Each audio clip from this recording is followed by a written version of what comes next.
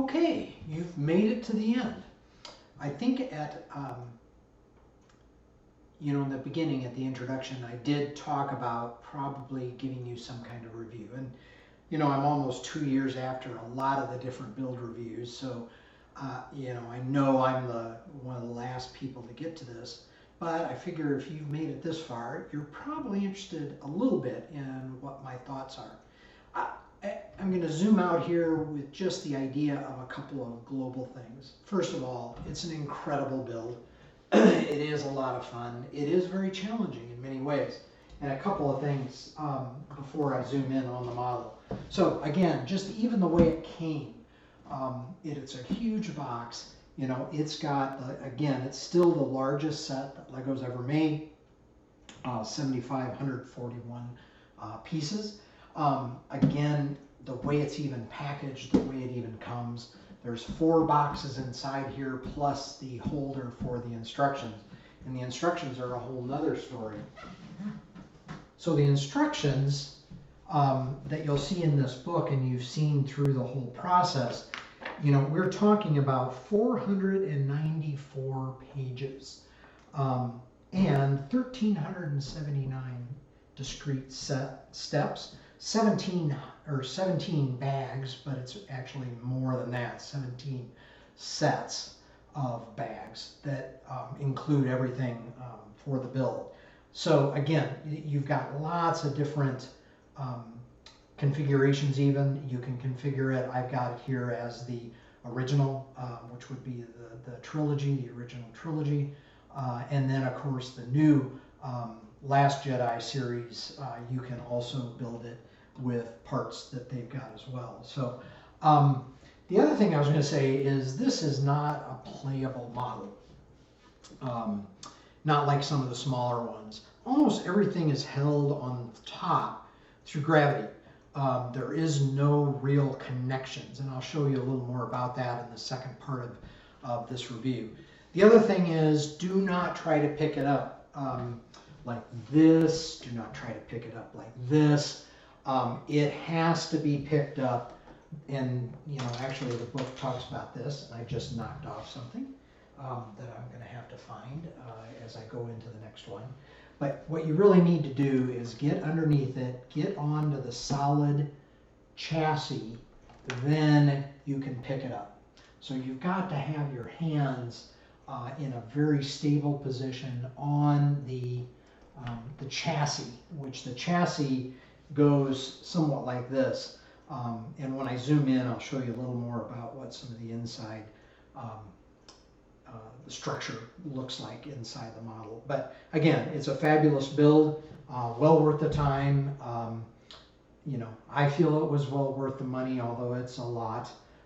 And I'm sure it's going to become one of those collector items. Now, because it's so difficult to pick up and move, and because I do take this to different shows, it's going to be on an exhibit at the local Discovery Center of Idaho.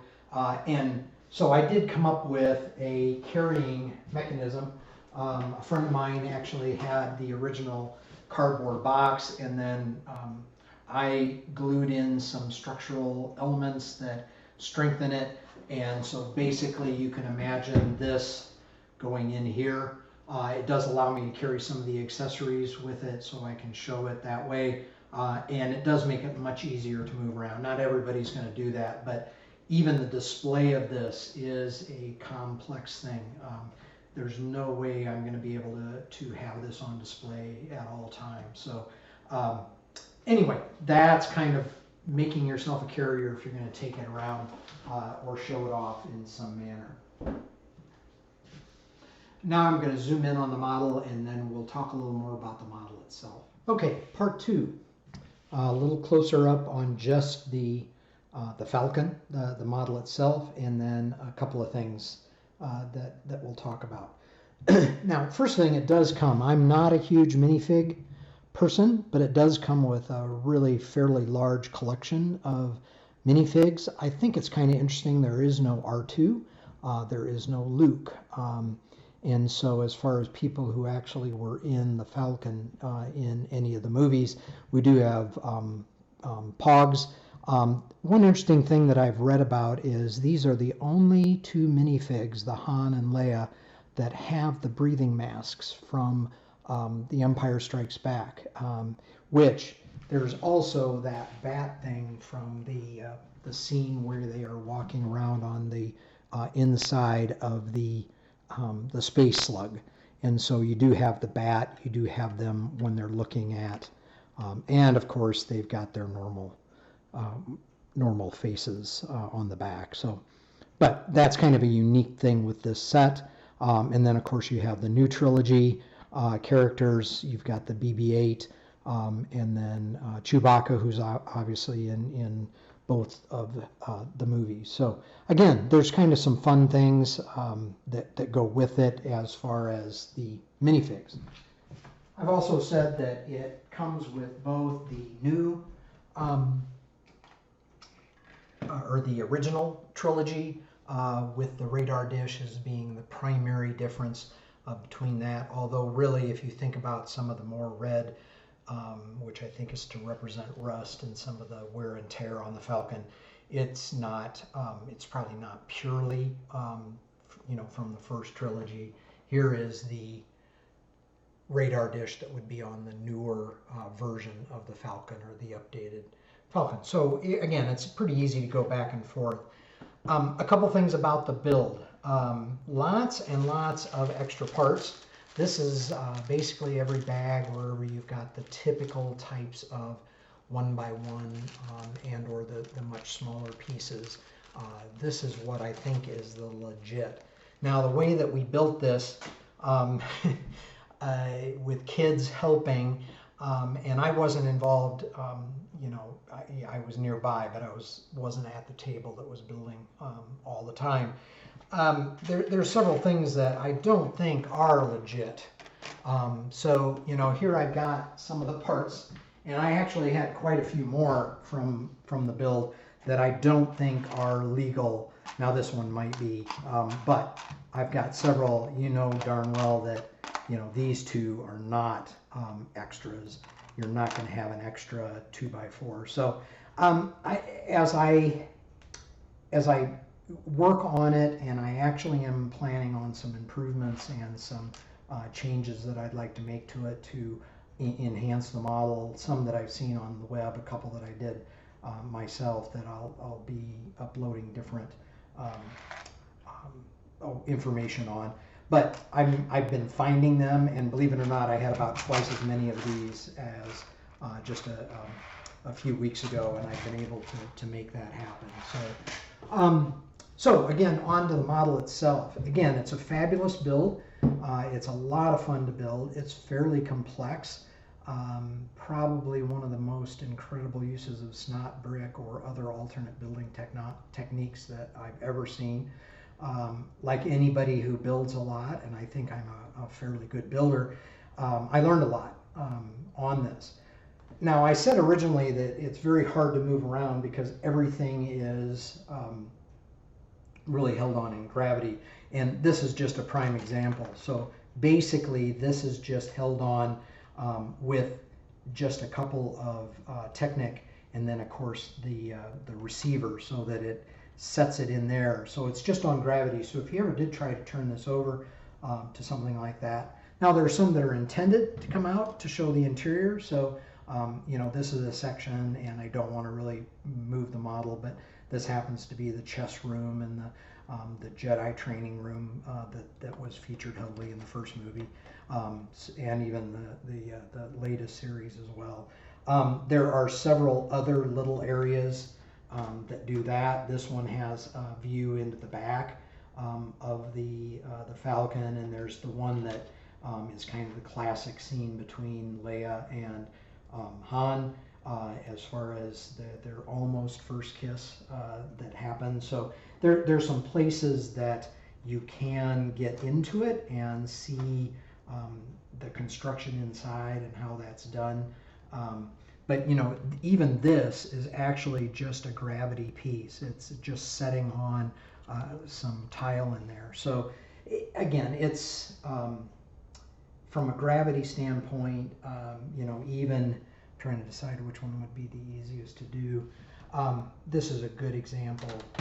So basically this particular assembly, which you're not intended to see any of this, I have been doing some strengthening for this Falcon's going to go on exhibit and in a museum, this Discovery Center of Idaho. So I've had to make some changes in order to display it. And so I've actually been doing some strengthening on the chassis, making some sandwich assemblies so that it's much more rigid. So this is an example of a panel. So frankly, you know, it's a fairly basic panel. It's got some pretty neat greeble, you know, that name for the stuff on the outside of the spaceships. And but you'll see that this Technic brick goes into this area underneath, and so it gets a little difficult to find, but once you find it, and then you've got to make sure the layering is right. In this case, it goes under this one, and of course I'm going to mess it up, so there, we'll just do it that way. So again, there, now you've seen how it goes on gravity. This one again is just some grabbers, some grabbers, so that then goes in here.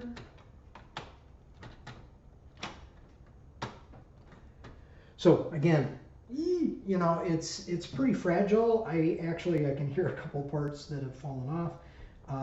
Things are, you know, just one by one type connections, you know, one stud engaged. So again, it's kind of a, you know, one of those things that's going to be an ongoing issue, is just making, you know, you're going to have to keep maintaining it, just like Han has to. So a couple of things that you'll see on the internet, and there's lots of different, just, you know, kind of upgrades to the Falcon, you know, and specifically looking for the 75192 version, because there are a lot of upgrades for the smaller Falcons as well, and there have been many more of them. Of course, there's only been 2 of these in this size. A couple of fun things I noticed: the greeble is really fun. I know you really can't see it in the video, but there's a musket basically, and there's a couple on this area. Lots of phones, little trolleys, lots of what really started out as skeleton arms and have become you know, really utility. Even a couple of tank tread type pieces are thrown in there. You know, so the greeble's kind of fun to look at and find, you know, what its original purpose was. You know, a couple things that I do think are kind of sketchy, and it's going to be hard to see, but there aren't very many stickers. There's a lot of printed brick that in this. There are just a few stickers. There's just one sheet. One of them is this one little square that's got some, you know, laser blasts, although they look more like bullet holes, which is kind of not very wimpy. I've got some ideas. There are some ideas on the web to make that. I'd like to add a little bit more weathering, you know, so this does fly in the atmosphere, so it does get that dirt and the flying aspect. So I've got some ideas on how I might simulate that and make this look. So, you know, as it goes on exhibit at the museum, I'm going to be doing some things to augment it and to update it. Another one that I have purchased a lighting kit, and I will do a separate video related to that that will then light this. Lots of things get lit. The interior gets lit. The guns get lit. Obviously, the drive, the glowing drive gets lit. Inside the cockpit gets lit. So that'll be real fun and a fairly big challenge. There's a lot of disassembly, reassembly that's required with that, and so that's going to be a fun thing that I will pursue as this model ages. Again, some of the upgrades that I'm thinking of and that are out there on the web. One is there are people that are doing much more extensive interiors. That's not really the way I'm going to go. I'm not a big minifig person, but you'll find a lot of people will expand the interior. and there is some ability to do that. Some of it structurally would be fairly difficult. One area that I do think is kind of lacking is there's nothing really in this assembly between these two areas, and these are actually fairly fragile. Just moving it around, they often come loose. There's a couple of things out there that put in something in this area. I think that's something I'm going to do fairly soon. A lot of people have worked on the coming up with a mechanism to lower the door and to make the door more appropriate. The door now does come down, and it's of course under here, so it's hard to show you, but it is something that people do a lot of. I doubt I'm going to do too much in that area. I said I've already strengthened it because it's going to be exhibited in a very aggressive pose, flying pose. And so I had to install some hard points that I could attach to the mechanism that the exhibit people have put together or are putting together for mounting this. I've also made it such that I can display it with the landing gear retracted in a flying mode. And again, it's hard for me to show you, but I'm going to be doing some other things on that.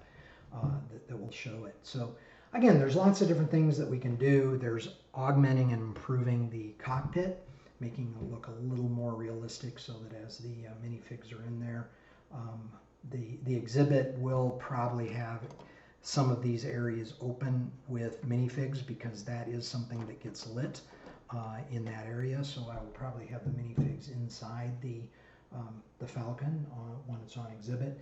You know, another one that's kind of interesting I wouldn't have thought of, these vents or whatever they are in the movie, they actually all kind of line up to whatever where they're at from a center point. And if you can see it, like these are, the grills are going this way, this way, this way. So these are centered, but these are really kind of in weird angles.